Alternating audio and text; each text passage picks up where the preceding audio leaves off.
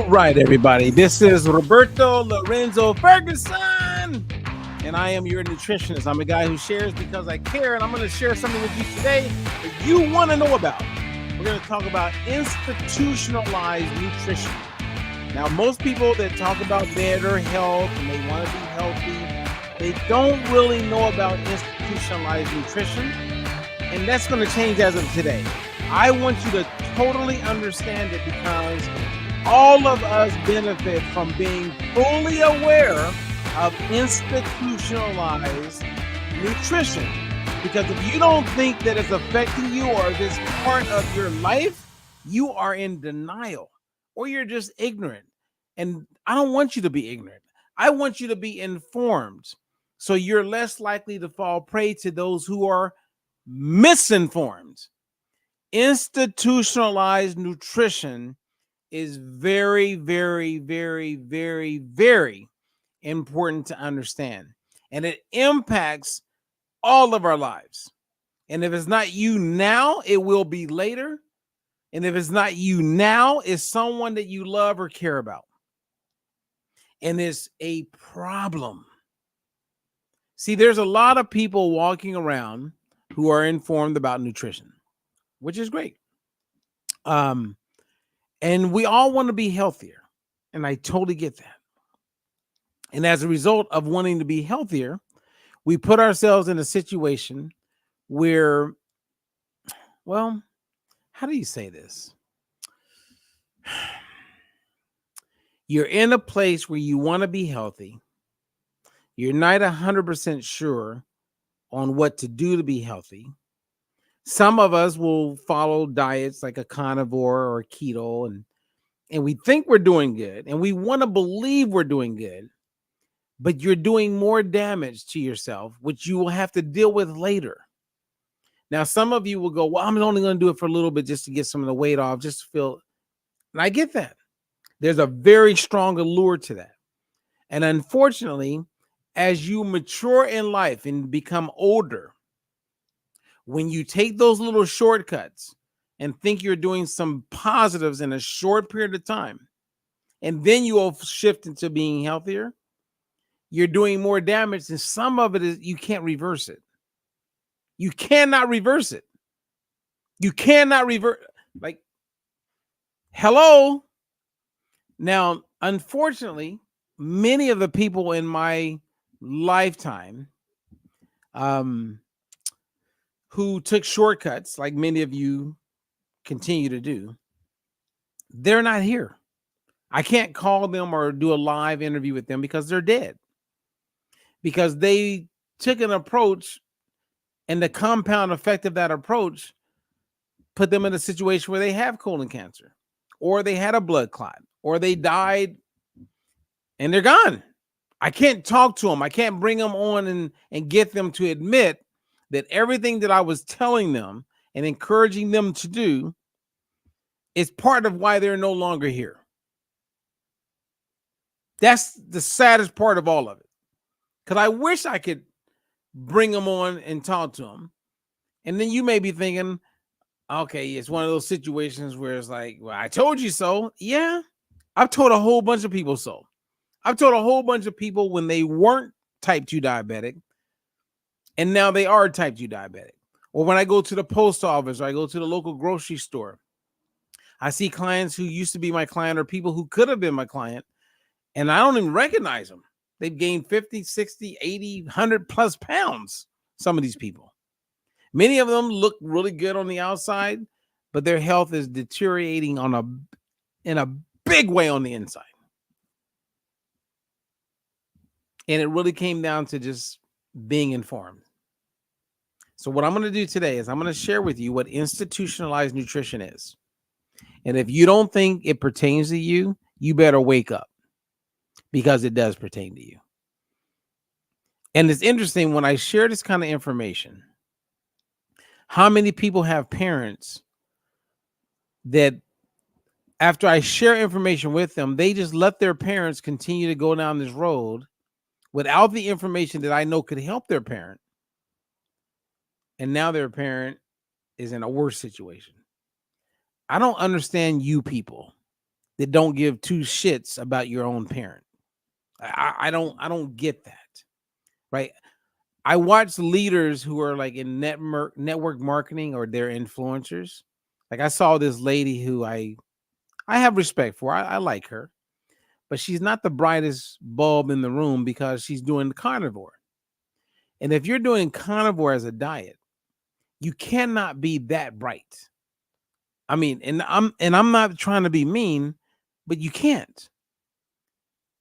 Because if I'm going to invest time and energy into someone like that, and I watch them invest time and energy in some crazy ass diet, that's not the kind of person I would want to follow.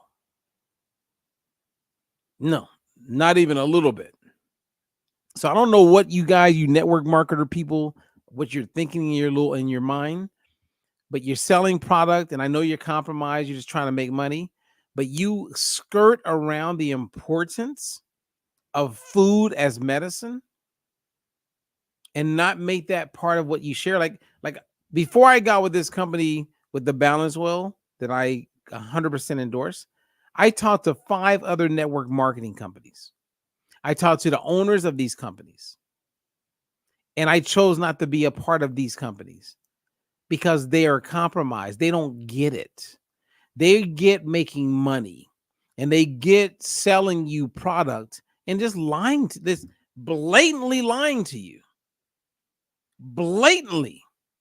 Because if they had any kind of truth about them, and in all of the companies that I talked to, I said, hey, I want to help you make nutrition a part of what you make available to the people that buy your product, because they got to learn how to eat. You want them to become informed about nutrition that's going to like nourish their body and their health and their longevity. And when these companies blatantly go, and they don't see it, why would I be a part of any of that? I can't be a part of it. When I sat on the science board for a company called Modere, because I endorsed the liquid collagen, which I just happen to know a lot about, I did that because the product was legit, and I was told that the company would be legit in wanting to help people. And when companies don't come through in helping people, I don't want to be compromised and just be a part of them just because I'm getting a check. I'm out. And so many people are compromised. They're just liars. They lie. And those who are misinformed or uninformed just keep believing these lies. And you think that your success and better health is going to be in a pill. You better wake up.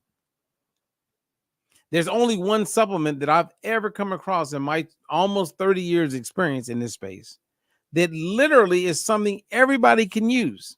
Everybody needs, actually. Everybody, at least in America and Canada. And it's called the Balance Oil. Anyway, I'm starting to lose focus. My goal here is to share with you what we mean by what we mean by when nutrition is part of the system. Industrialized nutrition. Let me give you an example. Okay. I'm going to share my screen. Oh, look at that. That looks great. Okay. Dun, dun, dun. Let me get it all set up here. If I can get it set up. I don't think I have it set up for that. So let's go here. So you can see I'm sharing my screen. Now, the woman that you see with the stroller, she is living in a place called assisted living. And when you live in a facility for assisted living, you fall prey to industrialized nutrition. It's internalized. The food that they serve at assisted living is based on the U.S. dietary guidelines, and that's a legal construct, right? So when you're at these facilities, the chef is not just cooking and making meals available based on what he would like you to eat. He has to stay within a formality that fits with the U.S. dietary guidelines. So if the dietary guidelines say you're supposed to eat more carbs, less fat, then that's exactly what is going to happen. Right? So here we go. You're in assisted living, as you can see, the food being delivered. These people don't know that they are experiencing institutionalized nutrition. They have no idea about it. All they know is that there's a menu and that they're going to eat what is being provided. And if you know anyone in assisted living, the people in assisted living, part of what they pay for every month includes some of those meals. And if you're paying for it, even though it may not be the healthiest thing in the world, it's stupid because you're just throwing away money. So institutionalized nutrition is what they make available, right? So a lot of times, if it's not assisted living, let's say it's in a hospital. If you've ever been to a hospital, you know exactly what I'm talking about. You will go, man, the food is just not good. You don't like the food. You start asking family members, hey, can you bring me this or bring me that? Because you don't want to eat what the hospital is serving. But you're being charged for that. And they are serving you food that fits with the U.S. dietary guidelines. So if seed oils are promoted with the guidelines, then the food that you're eating at the hospital or assisted living is part of that. And we know it's not helping you. So hospital food, people get it, right? So that's institutionalized nutrition. Assisted living, institutionalized nutrition, because the government is governing the food, how it's cooked, how it's prepared, and what are the balance of macronutrients that you get served. How much of it is carbs? How much of it is fat? How much of it is protein? That's all institutionalized because it's mandated by the U.S. dietary guidelines, by the government. So the same foods that you're eating when you're in these places is the foods that's causing a lot of the problems. It's really interesting. Now, if it's not assisted living, if it's not the hospital, what if you're in the military? When you go to the cafeteria in the military, or what they call the chow hall, that food is institutionalized. They're giving you options that fit with the government mandate of how you're supposed to eat. You're going to eat seed oils. You're going to have more carbs than you would protein. That's part of institutionalized nutrition.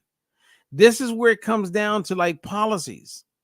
So when you're voting for a president or you're voting, whoever is in Congress, all those people play a huge role in what we're calling institutionalized nutrition. So our military is the fattest it's ever been. We are the weakest we've ever been. Our nutrition in the military is the worst. And I'm a former U.S. Marine. It is the worst of all time. So the same thing you're seeing out here in regular world, people gaining weight, having all of these autoimmune challenges, is the exact same thing that's taking place with our military. They are eating institutionalized nutrition. That's the way it is. Now, once you know, then you can do something about it. But if you're just floating and just kind of just going with the flow, you don't know. You don't know. You don't realize that part of the reason why you're sick is largely based on the foods that you're eating. So when we talked about assisted living, that's institutionalized nutrition. Hospital food, that's institutionalized nutrition. Military, that's institutionalized nutrition. Who's next? Oh, prisons. God forbid if you find yourself in prison. Again, you have cafeteria services. You're going to eat those 3 meals they're going to make available, and they're all based on institutionalized nutrition. It's the U.S. dietary guidelines. So when you go look at the U.S. dietary guidelines, you'll see that seed oils are more important than cooking in butter.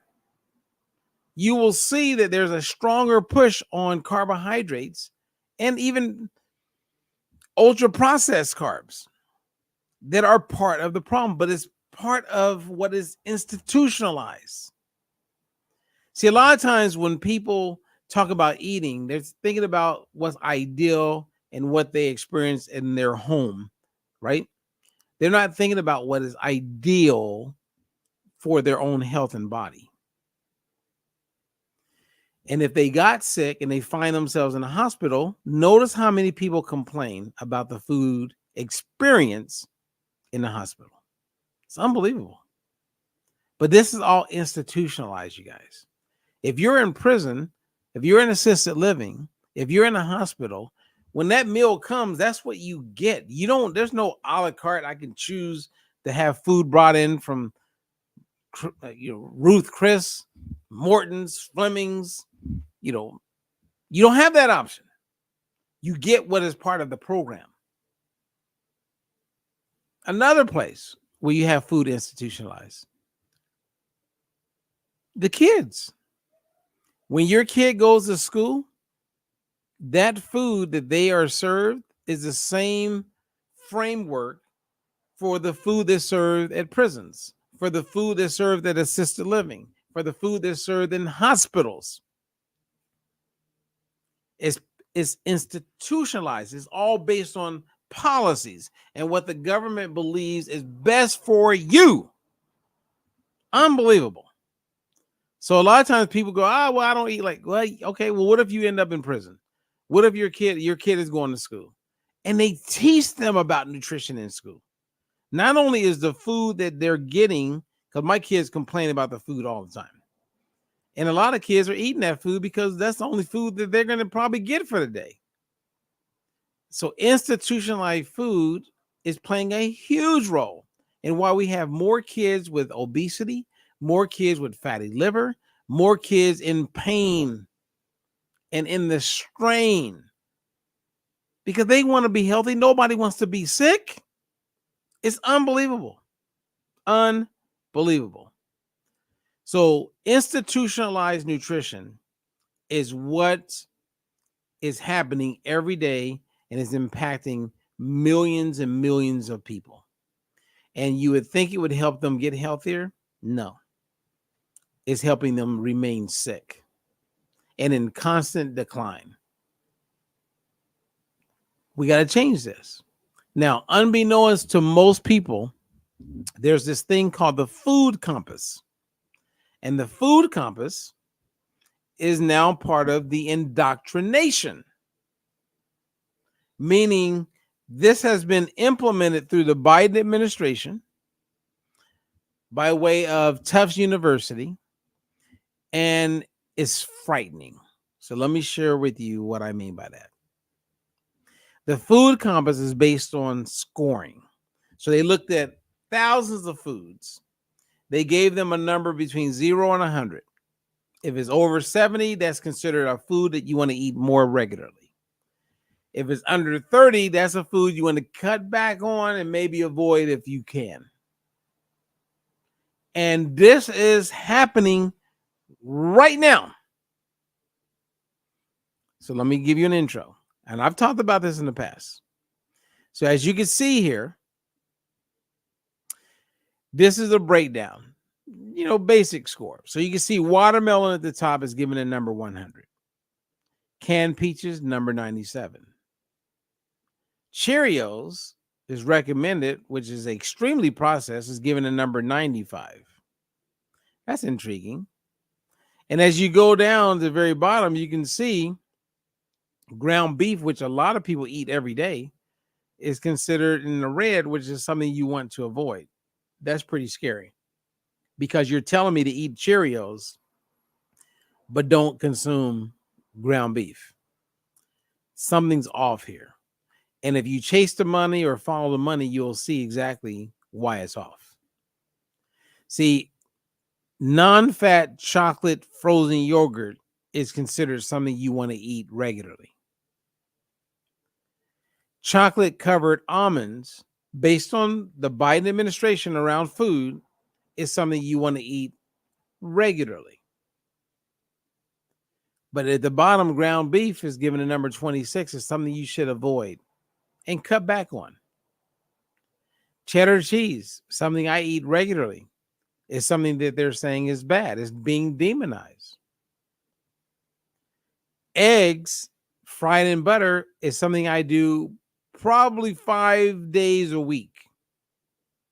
It's considered bad, but yet Cheerios is considered good. Doesn't make a lot of sense to me. These are foods that are in the middle. Lucky Charms is still better than an egg cooked in butter. Sweet potato fries is still better than cheddar cheese. Doesn't make a lot of sense.